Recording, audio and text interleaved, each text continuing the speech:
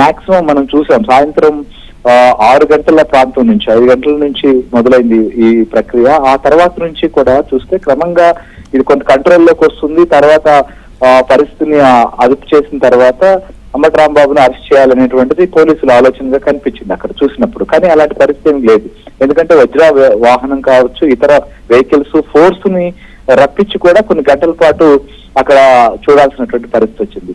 So ఇలాంటి నేపథ్యంలోనే అంబటి రాంబాబు సంబంధించి ఇప్పుడు అరెస్ట్ చేశారు. ఇంకోవైపు వైఎస్ఆర్సీపీ పార్టీకి సంబంధించినటువంటి నాయకులు కూడా రియాక్ట్ అయ్యారు. అటు మాజీ ముఖ్యమంత్రి జగన్ కూడా అంబటి రాంబాబుతో మాట్లాడారు. ఇంకొక వైపు అంబటి రాంబాబు సతీమణి కూడా దీనిపైన న్యాయ పోరాటం చేస్తాం, భద్రత కల్పించాలనేటువంటి పరిస్థితికి వచ్చింది. సో ఇలాంటివన్నీ చూసినప్పుడు పోలీసులు కూడా అక్కడ ఉన్నటువంటి పరిస్థితిని అదుపు చేసేందుకు, కంట్రోల్లోకి తీసుకునేందుకు ఇబ్బంది పడ్డారనేది మాత్రం స్పష్టంగా మనకు కనిపించింది విజువల్స్ లో. ఎందుకంటే మనం చూస్తున్నాం చాలా మంది క్యాడర్, మహిళలు కావచ్చు, లేకపోతే యువకులు కావచ్చు, వచ్చినటువంటి వాళ్ళందరూ కూడా అక్కడికి ఆయన ఇంటి దగ్గరికి వచ్చి తమకు నిరసన చేసేటువంటి భాగంగా అవన్నీ కూడా కోడిగుడ్లు విసరడం, ఇలాంటివన్నీ పరిణామాలు చూస్తూ వస్తే పోలీసులు అదుపు చేసేందుకు అక్కడ కొంత ఇబ్బందికి, ఒత్తిడికి లోనయ్యారని మాత్రం స్పష్టంగా అవుతుంది. అయినప్పటికీ కూడా మొత్తానికి వారందరూ గుమిగూడున్నప్పటికీ ఎట్టి పరిస్థితుల్లో కూడా ఆయన్ను క్షమాపణ చెప్పే వరకు బయటకు పంపేది లేదని చెప్పి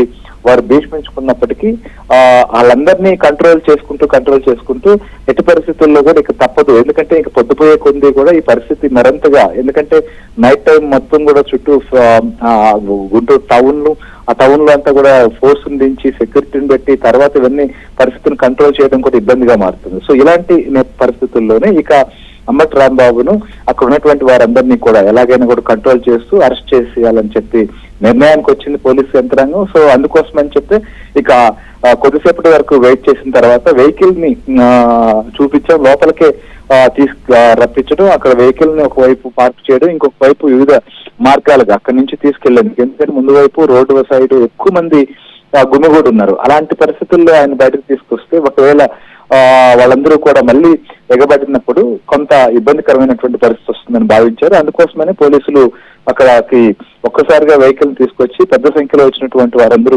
పోలీసులు కూడా అక్కడికి రావడం, వాళ్ళందరూ కూడా ఒక్కసారిగా ఆయన్ను వెహికల్లోకి తీసుకుని తర్వాత ఈ క్యాడర్ కు ఎదురుపాకుండా, క్యాడర్ కు కంటపడకుండా క్యాడర్ అడ్డుకునేటువంటి ప్రయత్నం ఒకవైపు జరుగుతుంది. అవన్నీ కూడా ఎక్కడ ఇబ్బంది కలగకుండా చూసుకుంటూ ఆయన్ను అరెస్ట్ చేశారు. సో అరెస్ట్ చేసిన తర్వాత ప్రస్తుతం ఆయన అయితే మాత్రం వివిధ ప్రాంతాలకు తరలేశారు. ఎందుకంటే ఈ పరిస్థితులు ఎక్కడైనా అడ్డుకోవడం కానీ లేకపోతే ఇంకేదైనా నిరసన తెలియచేయడం కానీ ఇలాంటి పరిస్థితులు వస్తాయి కాబట్టి ఇబ్బంది కలగకూడదనేటువంటి భావంతోనే ఆయన వజ్రవాహనంలో అంబటి రాంబాబును అక్కడి నుంచి కూడా తరలించారు అనేటువంటిది మనం చూస్తున్నాం. సో ఆ వాహనం వెళుతున్నటువంటి వాహనం పైన కూడా అక్కడ ఉన్నటువంటి వాళ్ళు నిరసన వ్యక్తం చేశారు. కొంతమంది కొడుగుడ్లు లాంటివి కూడా విసిరారు అనేది మనకు ప్రతినిధుల ద్వారా వస్తున్నటువంటిది. సో ఇప్పుడు మనకు అందుతున్న సమాచారం ప్రకారం నల్లపాడు పోలీస్ స్టేషన్ కు అంబటి రాంబాబును మొదటగా తరలించినట్టుగా తెలుస్తుంది. అక్కడ సెక్యూరిటీ కూడా ఉంచి ఆయన్ను,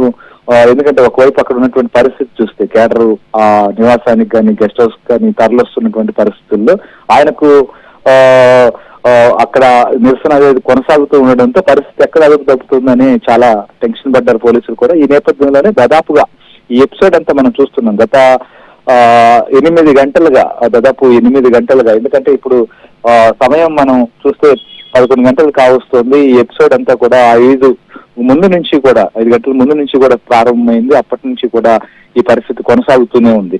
ఎందుకంటే ఈ రోజు అంబటి రాంబాబు ఆయన తిరుపతి లడ్డూలో మనం చూసాం కెమికల్స్ తో కూడుకున్నటువంటి నెయ్యి తయారు చేసి, ఏదైతే డైరీల దగ్గర నెయ్యి తయారు చేసేటువంటి సామర్థ్యం కానీ వారికి నెయ్యి తయారు చేసేందుకు అవసరమైనటువంటి పాలు లేకపోతే వెన్న ఇలాంటివన్నీ లేకుండానే నెయ్యి తయారు చేసి నెయ్యి సప్లై చేసి లడ్డు తయారు చేసిన పరిస్థితి. దీనిపైన సిట్ సంబంధించినటువంటి ఛార్జ్ షీట్ అది రావడం, అది మొత్తం కూడా బయటకు వచ్చినటువంటి నేపథ్యంలో ఇంకొక వైపు వైసీపీ దీంట్లో ఏదైతే గతంలో ఆరోపించినట్టుగా జంతు కొవ్వులు కలవలేదని చెప్పి వాళ్ళ పక్క ముందు నుంచే కూడా దీన్ని ప్రచారం చేస్తూ వచ్చింది. ఈ నేపథ్యంలోనే ఎక్కడికక్కడ నిరసనలు గత 2-3 రోజులుగా చూస్తున్నాం. రాష్ట్ర వ్యాప్తంగా కూటమి పార్టీకి సంబంధించినటువంటి నాయకులు ఆలయాల దగ్గర కావచ్చు, ఇతరత్ర ప్రాంతాల్లో దీనిపైన ప్రజలకు భక్తులకు అవగాహన కల్పించేందుకు నిరసన వ్యక్తం చేస్తున్నారు. అట్లనే బ్యానర్లు కావచ్చు, ఇలాంటివన్నీ కూడా కడుతున్నారు.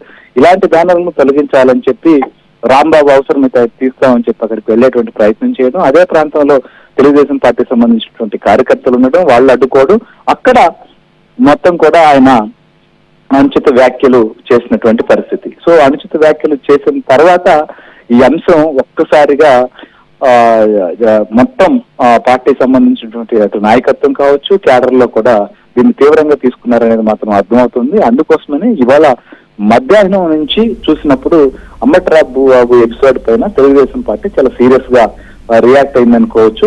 పార్టీకి సంబంధించినటువంటి గుంటూరు నాయకులే కావచ్చు, లేదా రాష్ట్రంలో ఉన్నటువంటి నాయకులు కూడా ఎక్కడికక్కడ దీనిపైన ఖండించడం కానీ, లేదా రాంబాబు వ్యాఖ్యలపైన చర్యలు తీసుకోవాలని డిమాండ్ కానీ, ఇవన్నీ కూడా రావడం జరిగింది. ఆ నేపథ్యంలోనే స్థానిక శాసనసభ్యురాలు అది కావచ్చు, వీళ్ళందరూ అక్కడికి మహిళా నాయకులందరూ చేరుకున్న తర్వాత పరిస్థితి ఒక్కసారిగా మాత్రం అటు రాంబాబు సంబంధించినటువంటి నివాసం కానీ, ఆయన పార్టీ ఆఫీస్ కాడ దాడికి సంబంధించి దారి తీసిందని మాత్రం చెప్పొచ్చు. ఖచ్చితంగా ఈ విషయంలో భారీ హౌస్ మోషన్ కమిషన్ పిటిషన్ వేసినట్టుగా కూడా వార్తలు వచ్చిన నేపథ్యంలో మీ దగ్గర దానికి సంబంధించి ఏమైనా అప్డేట్ ఉందా స్వామి? ఇప్పటి వరకు ఎందుకంటే అంబటి రాంబాబు ఎపిసోడ్ లో మనం చూసినప్పుడు దాదాపుగా 7-8 గంటలుగా జరుగుతున్నటువంటి పరిణామాల నేపథ్యంలో ఆయనకు భద్రత కల్పించాలి, ఆయనకు ప్రాణహాని ఉంది, ఆయన పైన హత్యాయత్నానికి పాల్పడ్డారని చెప్పి వైఎస్ఆర్సీపీ సంబంధించినటువంటి నాయకులు పలువురు స్టేట్మెంట్లు ఇచ్చారు. శాసన మండలి పక్ష నాయకుడు బొత్స సత్యనారాయణ దీనిపైన ప్రకటన విడుదల చేయడమే కాదు, ఆయన ఫోన్లు కూడా చేశారు, డీజీపీకి వీరందరికీ కూడా మెయిల్స్ పంపించారు. ఈ రకంగా అంబటి రాంబాబుకు రక్షణ కల్పించాలి అనేటువంటిది వారు మొదట డిమాండ్ చేసినటువంటి అంశం. అదంతా కూడా జరిగింది. ఇంకొక వైపు వారి సతీమణి కూడా దీనికి సంబంధించినటువంటి హౌస్ పిటిషన్ మూవ్ చేశారు. సో ఎందుకంటే అక్కడ ఉన్నటువంటి పరిస్థితి పార్టీ ఆఫీస్ కావచ్చు, లేకపోతే ఇంటి దగ్గర మొత్తం కూడా తెలుగుదేశం పార్టీకి సంబంధించిన క్యాడర్ కావచ్చు, కార్యకర్తలు చాలా మంది అక్కడికి గుమ్మగూడుకొని ఎట్టి పరిస్థితుల్లో కూడా వారు అక్కడి నుంచి వెనక్కి వెళ్ళకపోవడం, కంటిన్యూగా అక్కడ నిరసన కావచ్చు జరుగుతూ ఉండడంతో పరిస్థితి ఎలాంటి వరకు దారి తీస్తుందో తెలియని పరిస్థితుల్లో అంబటి రాంబాబు సతీమణి కూడా ఇలా ఆమె న్యాయస్థానాలను ఆశ్రయించాల్సిన పరిస్థితి వచ్చిందనేటువంటి ఒక నిర్ణయానికి వచ్చారు. అయితే ఇప్పుడు పోలీసులు వాళ్ళు అరెస్ట్ చేశారు కాబట్టి ఖచ్చితంగా పోలీసులు అరెస్ట్ చేసిన తర్వాత దీనికి సంబంధించి ఆయన ప్రస్తుతం పోలీసుల హ్యాండ్ ఓవర్ లోనే ఉండేటువంటి అవకాశం ఉంటుంది. అవసరమైతే ఇప్పుడే న్యాయస్థానం ముందుకు తీసుకువెళ్ళడమో, లేకపోతే వారికి అరెస్ట్ చేసిన తర్వాత 24 గంటల్లోగా ప్రవేశపెట్టాల్సినటువంటి పరిస్థితి ఉంటుంది. ఆ సమయం తీసుకొని ప్రవేశపెడతారా ఏంటనేది చూడాలి. ఎందుకంటే ప్రస్తుతం మొత్తం కూడా అంబటి రాంబాబు ఎపిసోడ్ లో ఆయన్ను బయటకు తీసుకొచ్చినప్పుడు భద్రత పరమైనటువంటి చిక్కు కూడా ఉంది పోలీసులు. సో కాబట్టి దాన్ని దృష్టిలో ఉంచుకొని నెక్స్ట్ స్టెప్ తీసుకునేటువంటి అవకాశం ఉంటుంది.